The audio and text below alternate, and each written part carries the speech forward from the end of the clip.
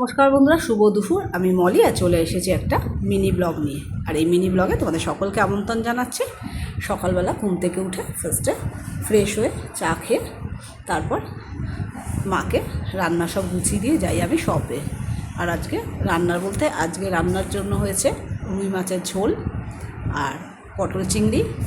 এই তরকারিটা হচ্ছে সাদা আলু চচ্চড়ি, কালকে সকালবেলা রুটি খাওয়ার জন্য, পরোটা খাওয়ার জন্য। আর রাতের জন্য হচ্ছে ডিম ভুজিয়া। তার জন্য দেখো পেঁয়াজ, ক্যাপসিকাম, কাঁচা লঙ্কা, টমেটো এগুলো আমাকে কুচিয়ে দিয়েছে। এদিকে বোন অফিস যাবে, সেই জন্য বোনের জন্য বাটার টোস্ট, ডিমের অমলেট আর কলা দিয়ে ব্রেকফাস্ট রেডি করে দিয়েছি।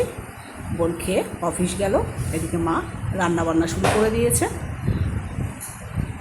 মা রান্না করছে, আমি ফ্রেশ হয়ে এবার যাব শপে ব্রেকফাস্ট করে।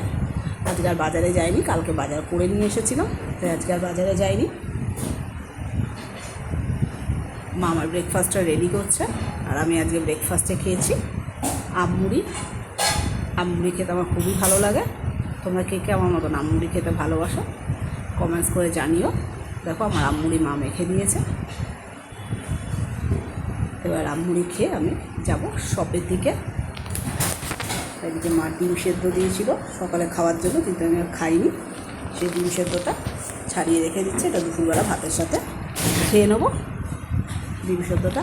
আর সব থেকে আমি ফিরতে 2টো বেজে যায়। সব থেকে ফিরে দেখো লাঞ্চে কী হয়েছে সেটা তোমাদের সঙ্গে শেয়ার করছি। আজকে লাঞ্চে রয়েছে ভাত, যে বললাম ডিম সেদ্ধ করে রেখেছে সকালে, সেই ডিম সেদ্ধ, পটল চিংড়ি, কুমড়ো আলু দিয়ে পটল চিংড়ি, আর রয়েছে রুই মাছ আলু দিয়ে ঝোল, আর রয়েছে আমড়ার চাটনি, আর সাথে রয়েছে হচ্ছে ব্যাট পাঁপড়। এই হচ্ছে আমার আজকের দুপুরের লাঞ্চ মেনুটা কেমন লাগলো সেটাও জানিও।